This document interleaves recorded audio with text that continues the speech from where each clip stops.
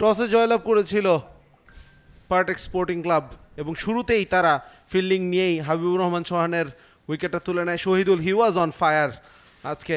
আজমির দু একটা ভালো শট খেলেছিলেন, ফজলে রাব্বি তাকেও মনে হচ্ছিল যে দুজন মিলে অ্যাটাকিং ক্রিকেটটাই খেলবেন একটা উইকেট আর্লি পড়ে যাওয়ার পরেও, কিন্তু এরপরে ওই শহীদুলের ঘূর্ণিতে আসলে তারা মুখ থুবড়ে পড়ে।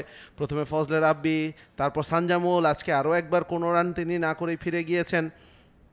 এরপরে আমরা দেখেছি একের পর একটা উইকেট তুলে নিয়েছেন আজমির। ওভার অ্যাটাকিং করতে হতে গিয়ে সোহাগের হাতে ধরা পড়েছেন শহীদুল।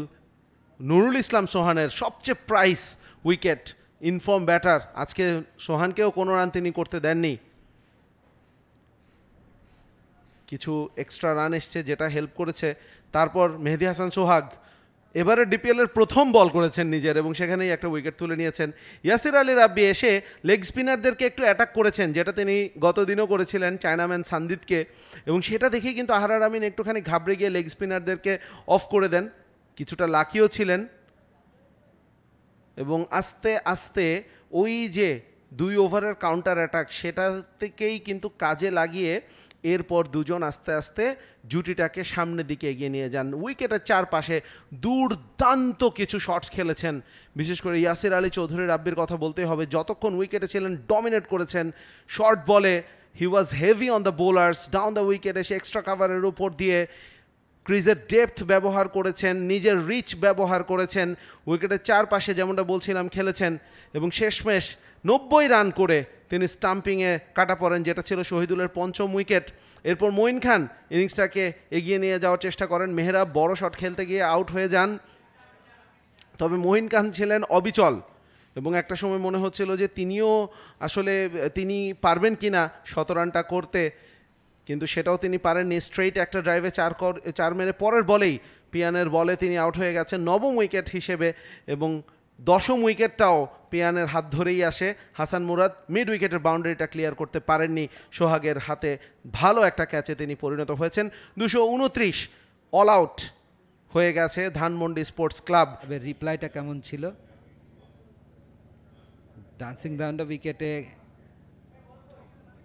আদিল সিদ্দিকী খেলতে গিয়েছিলেন, আর্লি একটা উইকেট পড়েছিল, ফুল টসে ইজি বাউন্ডারি হাঁকিয়েছিলেন, ওভার পিচ বলে square of the wicket shots. বাঁহাতি মইনুলের ব্যাট থেকে স্লগ সুইপ দেখেছে এবং দর্শনীয় একটা সুইপ শট। এরপরেই মঈন খানের দর্শনীয় ক্যাচ, প্রথম উইকেট ছিল সানজামুলের, এটা ডেঞ্জার ম্যানকে ফিরিয়ে দিয়েছিলেন এবং স্লিপে অসাধারণ catch, bat and pad, then out. Yasin Muntasir out হয়েছিলেন। লেট কাটে সুন্দর একটা boundary, chip shot, soft dismissal, ভালো ক্যাচ ধরেছেন ফিল্ডার। সাব্বির রহমান রুমান বেশ কিছু দর্শনীয় ছক্কার স্কোরিং শটস খেলেছেন।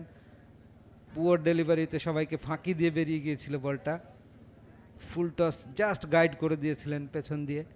আহরার আমিন পিয়ান আনবিটেন 85 রানের ইনিংস তিনি উপহার দেন।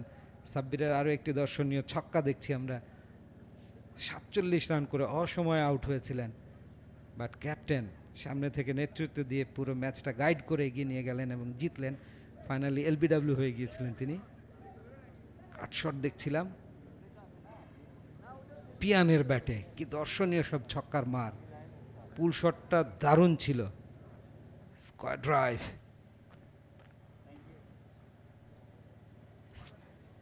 কাট বিহাইন্ড হয়েছিলেন ওখানে জয়রাজ।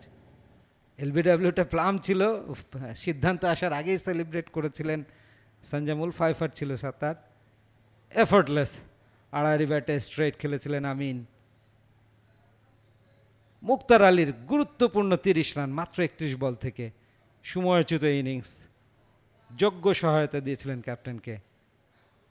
সফট ডিসমিসাল মুক্তার আলীর, ফজলে মাহমুদ রাব্বি উইকেট পেয়েছিলেন এবং উইনিং স্ট্রোক আহরার আমিন পিয়ানের হাত থেকে, ব্যাট থেকে 2 উইকেটের জয়, 12 বল হাতে রেখে পার্টেক্স স্পোর্টিং ক্লাব সিজনের তৃতীয় জয় পেল।